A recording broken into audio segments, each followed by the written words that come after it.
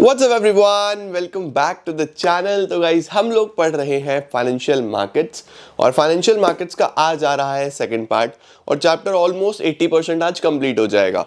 कल एक final part के साथ इसको भी कंप्लीट करेंगे, फिर हमें इस वीक में कंज्यूमर प्रोटेक्शन भी शुरू करना है। तो आइए जल्दी से शुरू करते हैं और इस चैप्टर को अब लेके चलते हैं एंडिंग की तरफ। चलिए लेट्स बिगिन।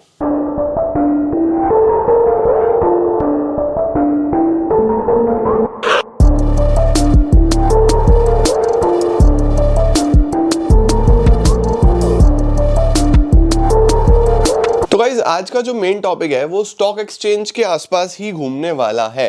तो what is actually stock exchange? Stock exchange किसको बोलते हैं? तो देखो ये तो एक एक्ट की डेफिनेशन है, ठीक है। तो ये एक्ट की डेफिनेशन अगर आप एज इट इज लर्न कर लेते हो तो वेल एंड गुड है। अगर नहीं भी कर पाते तो आप सिंपल अपनी लैंग्वेज में भी स्टॉक एक्सचेंज की डेफिनेशन लिख सकते हो कि it is a market where the buying selling and dealing in securities takes place. बहुत सिंपल है। स्टॉक एक्सचेंज क्या है? स्टॉक एक्सचेंज एक ऐसा मार्केट है, एक ऐसा जगह है, एक ऐसा प्लेस है जहां पे दो लोग आपस में मिलते हैं। कौन? एक जिसको सिक्योरिटी खरीदना है और एक जिसको सिक्योरिटी को बेचना है। सिक्योरिटी मतलब शेयर्स डिबेंचर्स, राइट। तो देखो क्या लिखा है, according to the securities Contract and Regulation Act 1956, a stock exchange is defined as an organization, एक ऐसा organization or a body of individual, whether incorporated or not। whether incorporated or not का क्या मतलब होता है? इसका मतलब इसका incorporation हुआ है या नहीं हुआ है। Body of individuals हो सकता है। Constituted क्यों बना है? For the purpose of assisting, regulating and controlling the business of buying selling and dealing in securities. ठीक है, बहुत बेसिक सा स्टॉक मार्केट सब जानते हैं। स्टॉक मार्केट के या स्टॉक एक्सचेंज के क्या क्या फंक्शंस होते हैं, स्टॉक एक्सचेंज क्या क्या फंक्शंस परफॉर्म करता है, क्यों बनाया जाता है स्टॉक एक्सचेंज, वो सारी चीजें हम लोग आज डिस्कस करेंगे। सबसे पहले नंबर 1 इसका पर्पस होता है safety of transactions.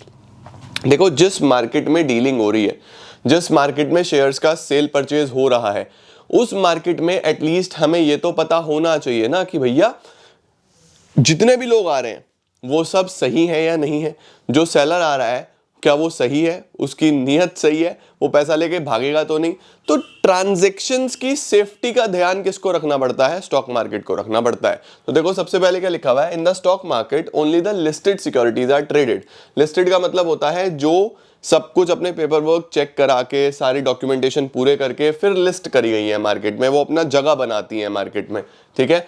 And stock exchange authorities include the companies names in the trade list only after verifying the soundness. पहले वो साउंडनेस चेक करती है कंपनी की, तब अलाउ करती हैं। The companies which are listed also have to operate within strict rules and regulations. जितनी भी कंपनीज लिस्ट हो जाती हैं उनको रूल्स और रेगुलेशंस के अंडर ही काम करना पड़ता है, ठीक है। नेक्स्ट क्या आता है, contributes to economic growth. Stock exchange क्या करता है? कॉन्ट्रीब्यूट करता है इकोनॉमिक ग्रोथ में। कैसे? देखो स्टॉक मार्केट में बहुत सारे लोग डिसइन्वेस्टमेंट करते हैं। डिसइन्वेस्टमेंट का मतलब कि अपने शेयर्स को सेल ऑफ करते हैं। बहुत सारे लोग इन्वेस्टमेंट्स करते हैं, मतलब शेयर्स को बाय करते हैं। तो बहुत सारा पैसा इकोनॉमी में अनप्रोडक्टिव यूज से निकल के प्रोडक्टिव यूज की तरफ जाता है, प्रोडक्टिव एरियाज में लगता है, अच्छी जगह पे लगता है, तो उससे इकोनॉमी में ओवरऑल ग्रोथ देखने को मिलता है। देखो जिस भी इकोनॉमी में बिजनेस बढ़ता है ना, वहाँ पे डेवलपमेंट होता है। आप देखो कितनी सारी हम लोग आसपास हमारे एरियाज देखते हैं। अगर आप किसी छोटे शहर से हो और आपके आसपास कोई बड़ा शहर है तो देखो वहाँ पे बिजनेस अच्छा होगा, इसीलिए वहां पे ग्रोथ है ना। जहां पे भी अच्छे कॉलेजेस, हॉस्पिटल्स, बिजनेस, इंफ्रास्ट्रक्चर होगा वहां पे अपने आप ग्रोथ होगा। तो स्टॉक मार्केट ग्रोथ को फैसिलिटेट करता है। क्या लिखा है देखो, in stock exchange existing securities are bought and sold. The process of disinvestment and reinvestment helps to invest in the most productive investment proposal.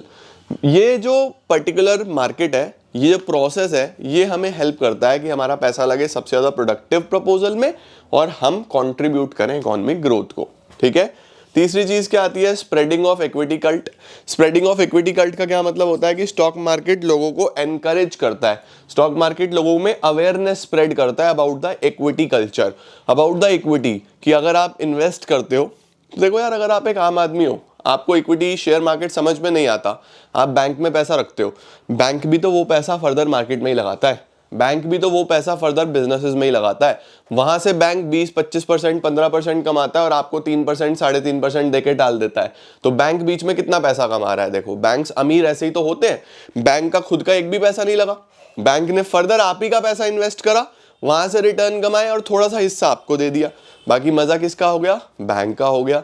तो शेयर मार्केट ये चाहता है कि लोगों में इक्विटी कल्चर स्प्रेड हो, लोग खुद जाने इस चीज को और खुद से इन्वेस्ट करना चालू करें, ये इसके अंदर है। Stock exchange encourage people to invest in ownership securities by regulating new issues, by अच्छे अच्छे इश्यूज आते रहते हैं, ट्रेडिंग प्रैक्टिसेस, एजुकेटिंग पीपल। ये स्टॉक मार्केट एक कल्चर डेवलप करने की कोशिश कर रहा है। Providing scope for speculation, stock market आपको स्पेकुलेशन का स्कोप देता है। स्पेकुलेशन का स्कोप का क्या मतलब है कि आप यहाँ पे किसी भी स्टॉक को जब वो कम है, यानी जब उसकी डिमांड कम है, सस्ता है, उस टाइम बाय कर सकते हो, और जब उसकी डिमांड ज़्यादा है, महंगा है, तब आप उसको सेल भी कर सकते हो। तो जो स्टॉक मार्केट है ये आपको हेल्प करता है स्पेकुलेट करने में। स्पेकुलेट का मतलब है कि जब मार्केट डाउन हो तो बाय कर लो, जब बड़ी हो तो सेल कर दो, तो उस टाइम पे आप प्रॉफिट्स बना सकते हो, ठीक है। नेक्स्ट आता है promotes the habit of saving and investment. Market अच्छी हैबिट्स को प्रमोट कर रहा है। देखो, जब आप मार्केट में इन्वेस्ट करते हो तो आप अपने पैसे को लंबे समय तक इन्वेस्टेड रखते हो। जब आप अपने पैसे को लंबे समय तक इन्वेस्टेड रखते हो तो उस सिनेरियो में आपके अंदर एक हैबिट डेवलप हो रही है कि हाँ, मुझे सेव करना है और मुझे पैसा इन्वेस्ट करना है। और सेविंग इन्वेस्टमेंट से जब हम लॉन्ग टर्म में देखते हैं तो एक इंडिविजुअल की ग्रोथ ही होती है। मतलब मार्केट एक ऐसी जगह है जहां पे अगर आपको कोई ये बोल रहा है ना कि आप रातों रात पैसा कमा लोगे, तो ऐसा नहीं हो सकता। इसके अंदर पेशेंस चाहिए। To be very honest, being an investor myself, मैं आपको ये सजेस्ट कर सकता हूँ, इसके अंदर पेशेंस चाहिए। आपको रुकना पड़ता है मार्केट में, आपको अच्छी अपॉर्चुनिटीज देखनी पड़ती हैं, और अच्छी अपॉर्चुनिटीज रोज रोज नहीं आती है ना, समय के साथ आएंगी। तो you have to stay in the market for long term. Tension नहीं लेनी है, इन्वेस्टेड रहो, अच्छे ऑप्शंस, अच्छी अपॉर्चुनिटीज मिलेंगी, उस टाइम पे आप वहां से प्रॉफिट बना सकते हो।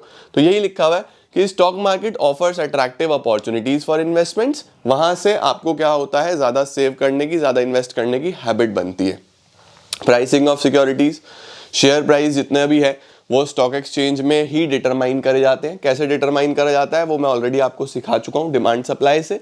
क्योंकि यहाँ पे वो लोग भी हैं जो डिमांड कर रहे हैं, यहाँ पे वो लोग भी हैं जो सप्लाई कर रहे हैं। दोनों ही डिमांड सप्लाई के कर्व जहाँ पे इंटरसेक्ट करते हैं, जो बेस्ट प्राइस होता है उस प्राइस पे सिक्योरिटीज को सेल परचेज किया जाता है। तो ये प्राइसिंग में आ जाता है यहाँ पे। तो ये सारे फंक्शंस हैं बच्चों स्टॉक एक्सचेंज के। स्पेकुलेशन हो गया, सेविंग इन्वेस्टमेंट, प्राइसिंग, उसके अलावा ऊपर 3 थे।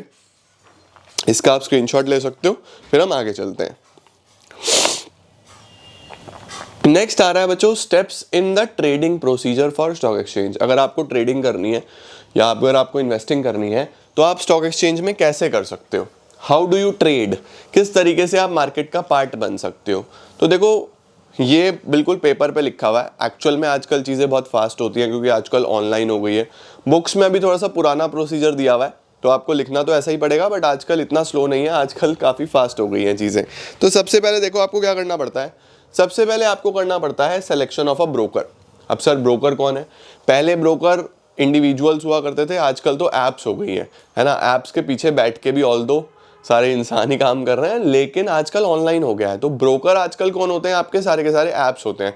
मल्टीपल ऐप्स आप देखते हो, अब मैं किसी का नाम नहीं लूंगा, but there are multiple apps जो मार्केट्स में हैं, जो आपको हेल्प करती हैं शेयर्स को सेल परचेज करने में, ठीक है। तो आपको सबसे पहले एक ऐप पे अपना अकाउंट बनाना होगा, KYC करानी होगी, वहाँ पे आपकी फोटो वगैरह होगी, डॉक्यूमेंटेशन, डिजिटल सिग्नेचर्स होंगे, और आपका अकाउंट फटाक से बन जाएगा। वो आपका ब्रोकर हो गया, ठीक है। तो देखो क्या लिखा हुआ है, The buying and selling of securities can only be done through SEBI registered brokers who are the members of stock exchange. The broker कौन हो सकता है? ब्रोकर एक इंडिविजुअल हो सकता है, कोई पार्टनरशिप फर्म हो सकती है, कोई कॉर्पोरेट बॉडी हो सकती है। So the first step is to select a broker, ठीक है। उसके बाद before placing an order the investor has to provide certain details. आपको अपनी कुछ डिटेल्स देनी पड़ेगी, जैसे number 1 PAN number. PAN card बहुत ज़रूरी है, बिना पैन कार्ड के कुछ नहीं होगा। तो अगर आपको ट्रेडिंग करनी है, इन्वेस्टिंग करनी है, सबसे पहले अपना पैन कार्ड बनवाओ। ऑनलाइन बन जाता है, 108-110 रुपये के आसपास की ऑनलाइन फीस है, बनवाओ। ऑनलाइन तो आपके पास तभी आ जाएगा 1-2 दिन में, और 1 हफ्ते में आपके पास फिजिकली भी आपके घर पे आ जाता है। तो बहुत सिंपल सा प्रोसीजर होता है, आप ऑनलाइन अपना पैन अप्लाई करके पैन कार्ड बना सकते हो। पैन नंबर लगता है, डेट ऑफ बर्थ एड्रेस लगता है, एजुकेशनल क्वालिफिकेशन लगता है, रेजिडेंशियल स्टेटस लगता है, बैंक अकाउंट की डिटेल्स लगती हैं। कोई अदर ब्रोकर के साथ अगर आपका अकाउंट है तो वो डिटेल देनी पड़ती है। डिपॉजिटरी अकाउंट डिटेल्स देनी पड़ती है। डिपॉजिटरी कौन होता है अभी हम आगे पढ़ने वाले हैं। After taking this information the broker opens a trading account in the name of the investor. फिर आपका क्या खोलता है ब्रोकर? एक ट्रेडिंग अकाउंट खोल देता है। आगे देखो क्या लिखा हुआ है, ब्रोकर सेलेक्ट हो गया। अब आपको एक डीमैट अकाउंट खुलवाना है। सर डीमैट अकाउंट क्या होता है? देखो डीमैट अकाउंट होता है एक वो अकाउंट जिसके अंदर आपके शेयर्स रखे जाएंगे। देखो एक बात बताओ, आप अपना पैसा बैंक में रखते हो ना, आप अपने मोबाइल में चेक करोगे तो आपको दिखाई देगा कितना पैसा आपके बैंक अकाउंट में है। सिमिलरली आपके शेयर्स भी तो किसी ना किसी अकाउंट में रखे जाएंगे ना, कि आप अपना मोबाइल खोलो और चेक करके आपको पता लग जाए कि हाँ मेरे पास इतने शेयर्स हैं, इतने के मैंने खरीदे थे, आज इनकी इतनी वैल्यू है, राइट। तो आपके फोन में वो कौन से अकाउंट में शेयर्स दिखेंगे, उस अकाउंट को बोला जाता है डीमैट अकाउंट। डीमैट अकाउंट की फुल फॉर्म होती है बच्चे डीमैटीरियलाइज्ड अकाउंट। डीमैटीरियलाइज्ड का मतलब ऑनलाइन फॉर्म में आपको सिक्योरिटीज इसमें दिखाई देंगी। तो क्या लिखा है? A demat account refers to an account which an Indian citizen must open with the depository participant। Depository participant कौन होता है? कोई भी ब्रोकर आपका खुलवा के देगा to trade in listed securities in electronic form. तो सेकंड स्टेप क्या होगा? To open a demat account. ठीक है, डीमैट अकाउंट किसके पास खुलता है बच्चों? जैसे बैंक अकाउंट बैंक्स में खुलता है, डीमैट अकाउंट डिपॉजिटरी के पास खुलता है। डिपॉजिटरी कौन है? Depository is just like a bank जो आपके शेयर्स को ऑनलाइन फॉर्म में अपने पास स्टोर करके रखेगा। इंडिया में दो डिपॉजिटरीज है, सीडीएसएल और एनएसडीएल, बस फुल फॉर्म याद रखना। CDSL central depository services limited, NSDL national security depository limited. इनको भूलना मत बिल्कुल भी, इसकी फुल फॉर्म्स आपसे पूछ सकता है। तो दो ही डिपॉजिटरी है इंडिया में, जितने भी लोग ट्रेडिंग कर रहे हैं सबके खाते इन्हीं के पास हैं। ठीक है, ओके। आगे देखो क्या लिखा हुआ है। At present in India there are two depositories, ये मैंने बता दिया। There is no direct contact between the depository and the investor। आपका डिपॉजिटरी के साथ कोई डायरेक्ट कॉन्टैक्ट नहीं है, आप बस ब्रोकर को इंटरैक्ट कर सकते हो, ब्रोकर डिपॉजिटरी से करता है। तो ब्रोकर कौन है? ब्रोकर बीच में एक इंटरमीडिएरी है ना भाई। मैं इन्वेस्टर हूं, मैं ब्रोकर को बोलूंगा, ब्रोकर डिपॉजिटरी को बोलेगा, फिर डिपॉजिटरी ब्रोकर को बोलेगा, ब्रोकर मुझे बोलेगा। तो ब्रोकर को क्या बोला जाता है? इंटरमीडिएरी। और इसको डिपॉजिटरी क्या बोलता है? Depository participant. ठीक है, अभी आया था ना पीछे डिपॉजिटरी पार्टिसिपेंट। तो डिपॉजिटरी पार्टिसिपेंट कौन होता है? वो ब्रोकर जो सारे काम करवाएगा। तो आप एक बार ब्रोकर सेलेक्ट करो, डिपॉजिटरी के पास अपना डीमैट अकाउंट खुलवाओ। डीमैट अकाउंट खुलने के बाद आप ऑर्डर प्लेस कर सकते हो, आप चेक कर सकते हो कि कौन सी सिक्योरिटी कितने की चल रही है, कैसे चल रही है। Then you can place your order. आप बताओ कि भैया आपको इतना पैसा लगाना है, इतने शेयर्स खरीदने हैं, इस रेट पे खरीदने हैं, तो you can then place your order. ठीक है, फिर ब्रोकर क्या करेगा? जो आपने ऑर्डर प्लेस करा है वो मैच करेगा बेस्ट प्राइस, कि आपको बेस्ट प्राइस अभी मिल रहा है या नहीं मिल रहा है, शेयर प्राइस क्या चल रहा है, what is the best price, जिस रेट पे आपको चाहिए क्या वो बेस्ट प्राइस आ रहा है। ठीक है, एक बार जैसे ही वो बेस्ट प्राइस आएगा फिर वो आपका ऑर्डर एग्जीक्यूट कर देगा। एग्जीक्यूट करने का मतलब है कि इलेक्ट्रॉनिकली एग्जीक्यूट कर देगा कि हाँ भैया मैंने आपके शेयर्स खरीद लिए हैं, और वो आपको क्या देगा? एक ट्रेड स्लिप देगा। इसके अंदर लिखा होगा देखो, when the shares can be bought and sold at the price mentioned it will be communicated to the broker terminal and the order will be executed. Broker will issue a trade confirmation slip to the investor. आपको आपका broker trade confirmation slip देगा कि आपका trade confirm हो गया है। उसके बाद क्या होता है? उसके बाद ब्रोकर आपको बच्चों एक कॉन्ट्रैक्ट नोट देता है। अब कॉन्ट्रैक्ट नोट होता क्या है? देखो यार, आपने ट्रेड करा, ठीक है, तो आपको एटलीस्ट पता तो चलना चाहिए ब्रोकर ने कितनी ब्रोकरेज ली, किस रेट पे मैंने शेयर लिया है, कितने शेयर्स मेरे हिस्से में आए हैं, हर चीज। तो कॉन्ट्रैक्ट नोट एक ऐसा डॉक्यूमेंट होता है जिसके अंदर सारी डिटेल्स होती हैं, आपके ट्रेड की, आपके ब्रोकर की commission, everything which you need to know, वो सब कॉन्ट्रैक्ट नोट में लिखा होता है। देखो, after the trade has been executed the broker issues the contract note within 24 hours. This note is an important legal document, बहुत important legal document है, क्योंकि आपको हेल्प करता है डिस्प्यूट्स वगैरह सेटल करने में अगर कोई भी बाद में प्रॉब्लम आती है। ओके, आगे लिखा हुआ है इसके अंदर क्या क्या आता है? Number of shares bot and sold, किस प्राइस पे लिए हैं, किस डेट पे लिए हैं, टाइम ऑफ डील क्या है, ब्रोकरेज क्या है, एवरीथिंग इसके अंदर सब कुछ गिवन होता है। आगे देखो फिर क्या होता है, लास्ट में आपके पास डिलीवरी हो जाती है शेयर्स की। डिलीवरी ऑफ शेयर्स का मतलब है कि आपके ऑनलाइन अकाउंट में आ जाएंगे, पेमेंट हो जाएगा आपके पास से, फाइनली सेटलमेंट हो जाएगा। सेटलमेंट का मतलब होता है डील का क्लोज हो जाना, आपके डीमैट अकाउंट में शेयर्स आ जाना और पूरा का पूरा सेटलमेंट हो जाना। सेटलमेंट साइकिल याद रखना बच्चों, T+2 चलता है। Sir what is T+2? T+2 is transaction plus 2 days, right. अब तो T+1 भी हो गया, लेकिन अभी हम बोल सकते हैं कि T+2 आपको करना ही होता है। ट्रांजैक्शन के 2 दिन के अंदर अंदर आपको सारा सेटलमेंट करना होता है, और फाइनल सेटलमेंट जब हो जाता है उसको हम बोल देते हैं पे आउट डे।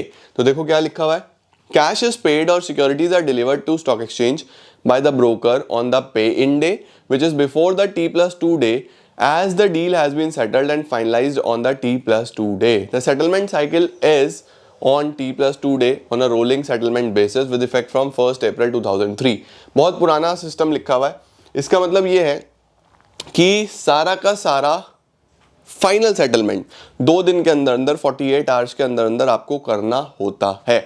आगे लिखा है on the T+2 day the stock exchange will deliver the shares deliver कर देगा और पेमेंट कर देगा दूसरे ब्रोकर को. दूसरा ब्रोकर कौन है भाई? एक सेल कर रहा होगा, एक बाय कर रहा होगा, है ना. आगे लिखा हुआ है this is called the pay out day, right. तो सारा का सारा इसके अंदर सेटलमेंट हो जाएगा और आपका ट्रेडिंग प्रोसेस खत्म. सबसे पहले क्या करना है?